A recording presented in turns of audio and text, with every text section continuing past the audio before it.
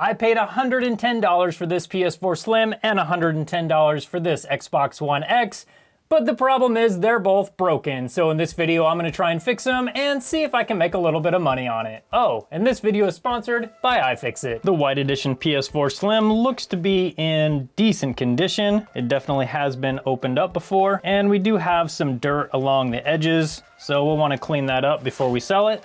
Let's start it up and see what happens. Okay, we got a blue light and a black screen so far. Okay, we got a picture, that's good. I'm gonna try and put a disc in it and see if it takes a disc. Oh, we got nothing. It won't even get close to taking a disc.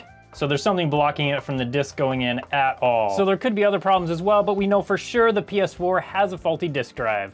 Let's check out the Xbox One X and see what's wrong with that one. And let's see if it powers on. Okay, we get power. So the TV doesn't even recognize that anything is plugged into it.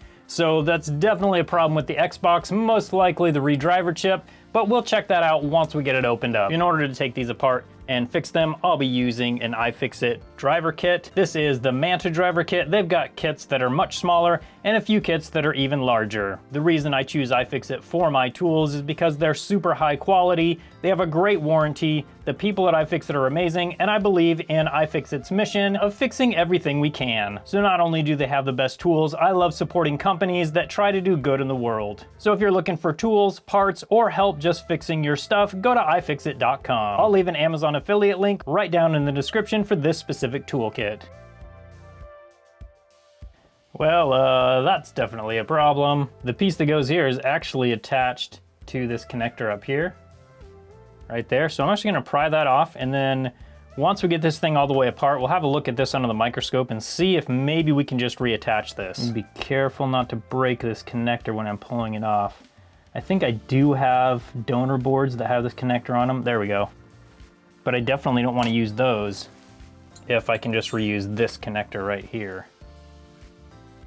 Okay, that connector is good, that's good news. So it's just this one we need to worry about. So we'll take a look at that under the microscope here in just a little bit. At least so far, it looks like all the parts are here. That's always good news.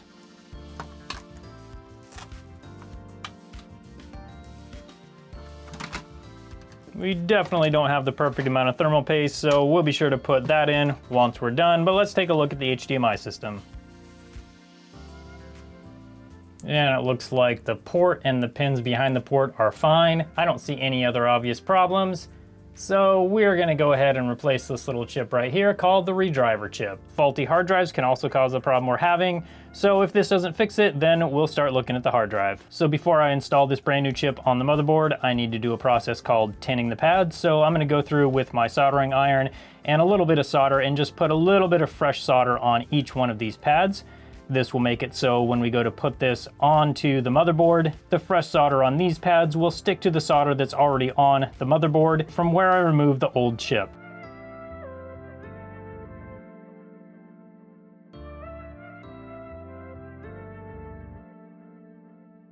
So the retimer's replaced, all the solder joints look good. Now let's take a look at that other connector that we noticed when we were taking it apart. This is where the connector connects to the motherboard, and this is the connector itself. It looks like we only have one pin, this one right here, that worries me a little bit. And then we also have this one pin on the connector itself. I'm guessing this pin and this pin both match up. So I have to see if this pin is fixable. I think I can just bend that down and then we can make that pin work. So what I'm gonna do is take my soldering iron and smooth out all of these joints right here.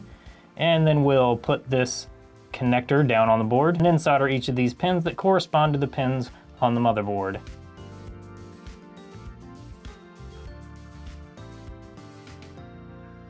Okay, now I just need to check each joint, make sure that each pin is soldered on solidly. Those ones are good. Unfortunately, this one's a little bit harder to get a good view under the microscope, but I can still check. So this pin right here, the little pad has been pulled up, but it is connected to the pin on the connector right back under here where you can't see on the microscope. So this connector looks good. I think we got it fixed. So I think now that this is fixed and the redriver is fixed, now we can put it back together and test it and see if it all works. And I think we all know by now that it's definitely not gonna work unless we put in the perfect amount of thermal paste. And there we go.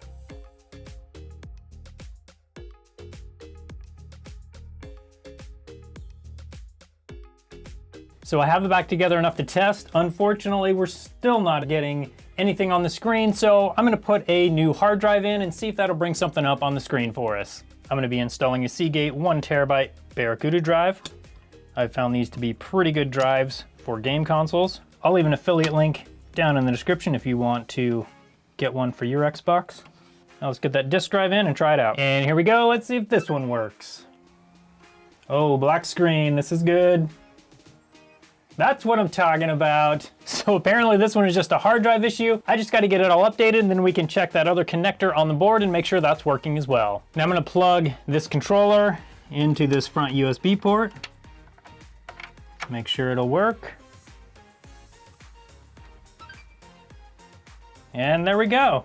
Now that the Xbox is fully working, let's take a look at the optical disk drive on the PS4 Slim. It's been a while since I've worked on a PS4 Slim, so this should be a fun one. So to get to the disk drive, I just need to remove this plate, but I need to also remove the power supply first. Unfortunately, somebody used the wrong size screwdriver or bit on this, so all of these screws are a little bit stripped out. I think I can probably get them all out, but if you just use the right size bit, that goes so much easier. So for these Slims, there's actually a little trick you can do. If you just pull up the power supply, just about that much, you don't even have to remove the whole thing, just enough to slip this plate right out.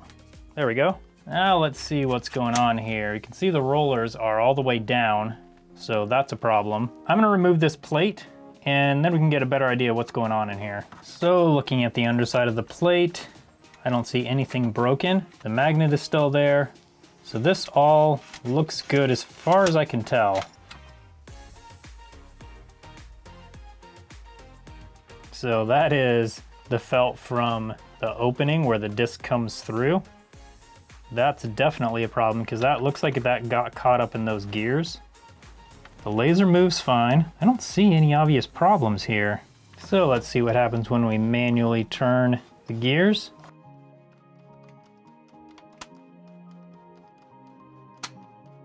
Okay, that all seems normal.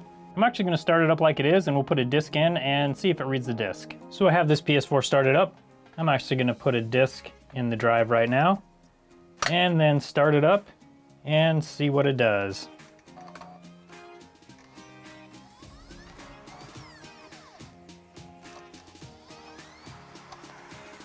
Okay, there we go. So we can see on the screen that the disk drive is working. It's just a matter of getting all the parts and pieces aligned correctly so that it will just work on its own. So what we need to do is reinstall this plate, make sure it's all lined up correctly, and see if we can figure out why it is not working. Okay, now I can use the manual eject screw to simulate the disk drive pulling a disk in, just to make sure it all works correctly. That all worked how it should. It pulled it in, it pushed the magnet down onto the disk. So I don't see any problems there. I'm gonna take the disk back out and then we'll start it up and see if it's gonna work correctly for us. So normally when you put a disk up to it, it should start it up.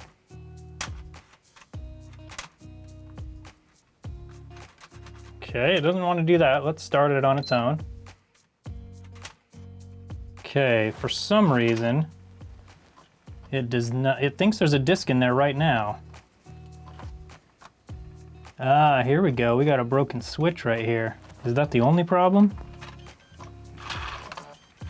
So I'm gonna get this switch fixed next and see if that's the only thing we need to fix it. When you look at this switch, it looks like you're gonna have to desolder it and solder a new switch on, but that's not actually the case in most cases. Usually, we can remove this top plate from the switch.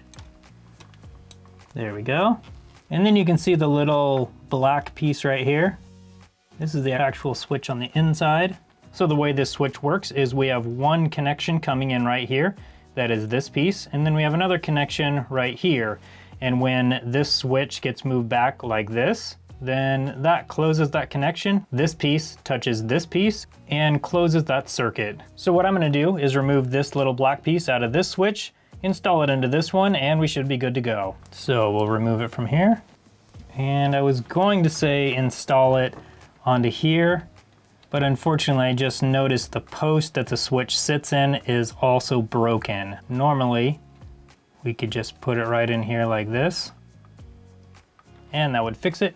We could put the metal cover back on, and it'd be fixed. But unfortunately, this one also has the post missing, so this neat little trick that I just showed you won't actually work. So what I'm gonna do is remove this switch, and then I'll use another switch to install right on here, and then we'll see if that'll fix it.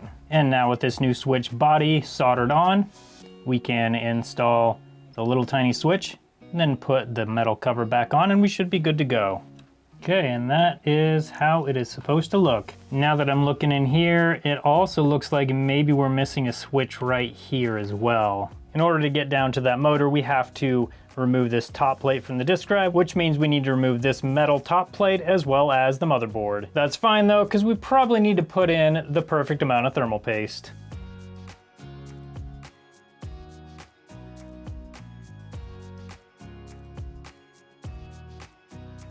Okay, and now we should be able to get to that motor to remove the screws.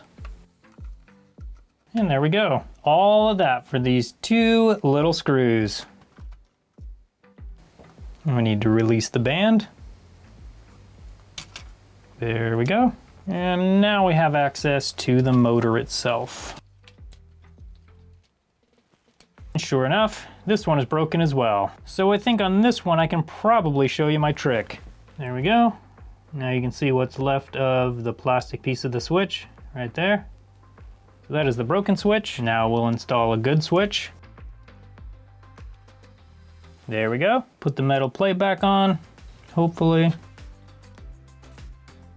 There we go. And the switch now works properly. Now we can put the motor back in.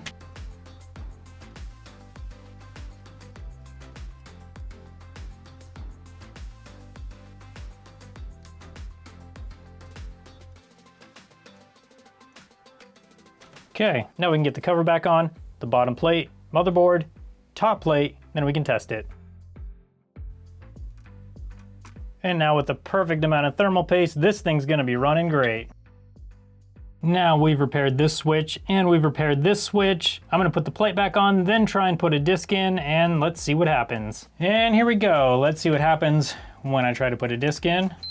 Oh, it powers up, that's good. It's taking it in. Let's see if it spins. Come on. Oh, here we go. Okay, let's see if it comes up on the screen.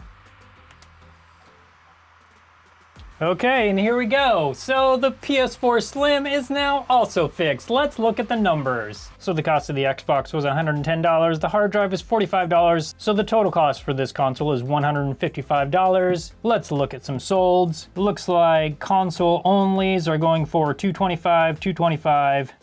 That's a special edition. $240, $270, $270. So let's just say $230, that's on the low end. So our potential profit on this is $75. Now let's look at the PS4. So this white PS4 Slim sold for $300. This one sold for $213. This one sold for $259. So let's go on the low end of this as well. Since this one is a little dirty, let's just go $220. So our potential profit on the white PS4 is $90. Our total potential profit on these two items is $165. If I wasn't filming these repairs for a video, these repairs probably would have taken me 1 to 2 hours. So you do have to consider that when you're looking at potential profit. So overall, I'm pretty happy with those repairs. They were a little more in depth, especially the PS4 Slim, than I was expecting, but at least that made for a little longer video, which you guys usually enjoy. Thank you so much to iFixit for sponsoring this video. Go to ifixit.com for all your parts, tools, and repair guides. Thank you for watching, and I hope you have a good one.